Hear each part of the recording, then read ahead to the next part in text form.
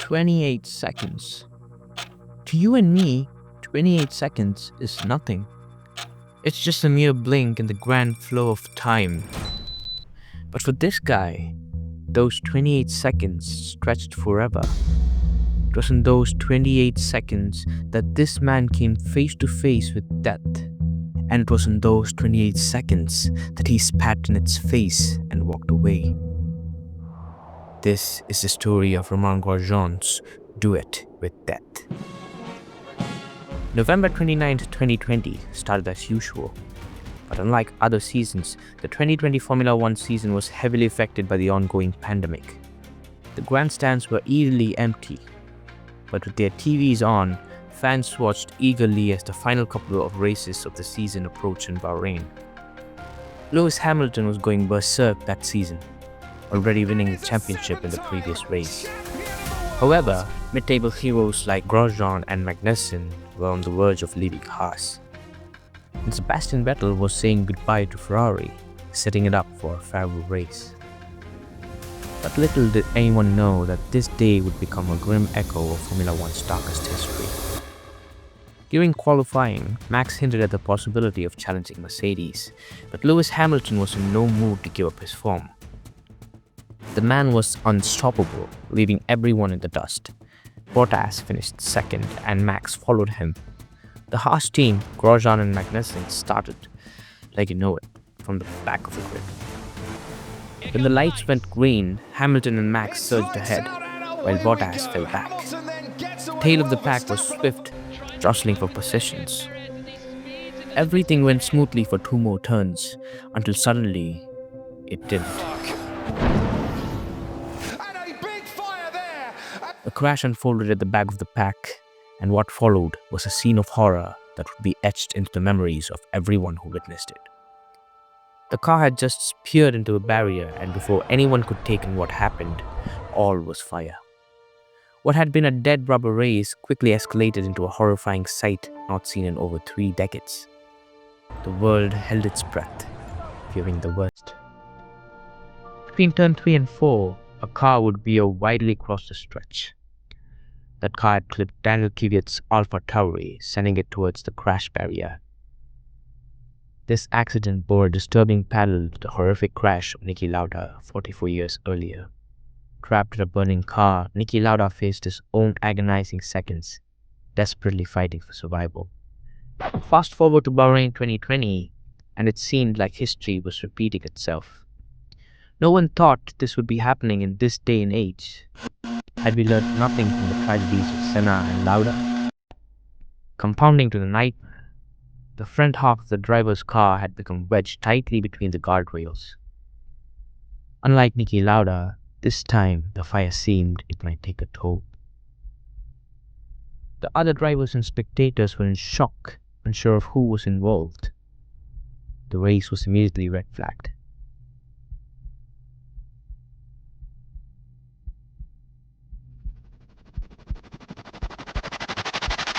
Then, after 28 seconds of fear, a man walked out of the inferno.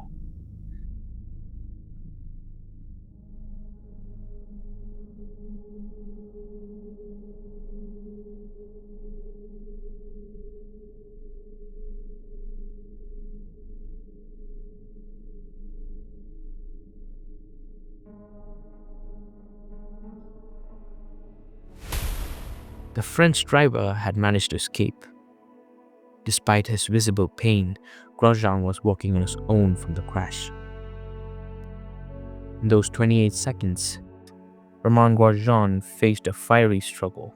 Initially, if I take through from that point, it's 28 seconds, but for me it looks more like 1 minute 30, and you will see through the explanation. So, as he grappled with the reality of his dire situation, Grosjean tried to free himself from the seat, only to realize it was impossible.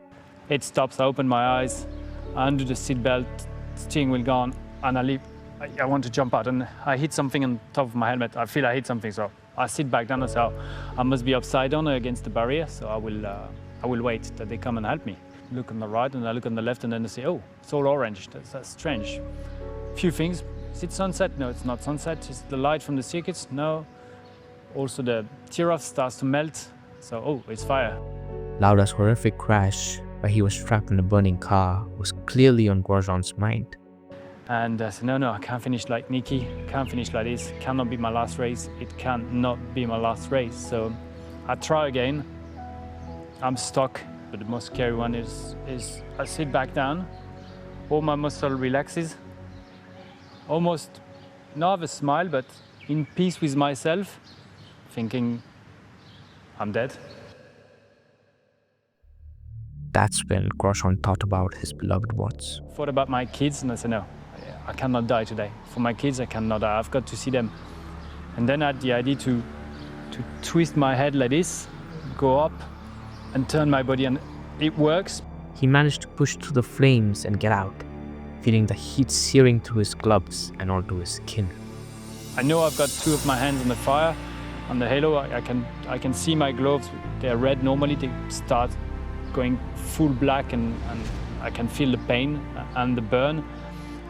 But I'm going up, then I jump on the barrier, and then I feel Ian that pulls on my overall, and that is an extraordinary feeling. The medical car, always trailing the field, arrived in a blink. Dr. Ian Roberts rushed towards the flames along with marshals and driver Alan van der Merwe, who was trying to control the fire. Roberts later recounted that the fire extinguisher had pushed the flames back just enough for him to help Grosjean over the barrier. Despite suffering second-degree burns on his hands and some burns on his left foot, Grosjean survived, only losing a shoe from his right leg. He walked out by himself, which he recalled he did for a purpose. Grosjean's escape was a relief, but the crash's impact was massive. The wreckage had violently split apart on impact. The halo device had clearly protected Grosjean's head and was a key factor in saving his life. Its presence amidst the wreckage showed how long F1 has come in safety advancements. The crash cast a dark shadow over the race, which was delayed over an hour while the barriers were repaired. The other drivers struggled to stay focused as they awaited news of their colleague who was being airlifted to the hospital. Police swept through the paddock when Grosjean posted an update from his hospital bed. Just wanted to say I am okay, sort of okay. For sure, Joe Bianchi's sacrifice did not go in vain. The halo, which was perceived so ugly at the time, had saved a life. Back in Bahrain, the race seemed cursed, continuing with more drama. On lap 3 of 57, another terrifying crash occurred as cars restarted. Hamilton executed a clean start from pole position, briefly challenged by Bottas, Perez and Verstappen. But soon disaster struck again. A turn 8 happened when Stroll and Kvyat collided. Stroll's car flipped. Vettel had to slam on the brakes and Magnussen broke his front wing. The safety car was deployed and Bottas, having picked up a puncture, fell from 4th to 16th. The race resumed on lap 9 with Hamilton maintaining a 0.7 second lead over Verstappen. Hamilton controlled the race and added another victory to his impressive tally, bringing his total to 95 F1 wins.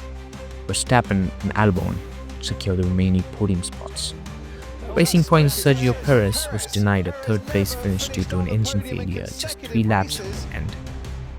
The race concluded behind the safety car after a lengthy delay to clear Perez's car from the track. McLaren's Lando Norris and Carlos Sainz finished 4th and 5th respectively. The hellish race had finally concluded, enabling the FIA to focus into Grosjean's crash. Investigations revealed crucial details about the accident. Grosjean's Haas was traveling at around 115 miles per hour when it collided with Daniel Kvyat's AlphaTauri. After this initial impact, the car only lost 31 miles per hour, meaning it was still moving at a staggering 119 miles per hour when it hit the track barriers. This resulted in a peak force of approximately 67 Gs. The FIA's report also identified that the lithium-ion battery ignited the car's fuel, which was the cause of the intense fireball. As part of its investigation, which included 18 other significant accidents in 2020, the FIA made several safety changes.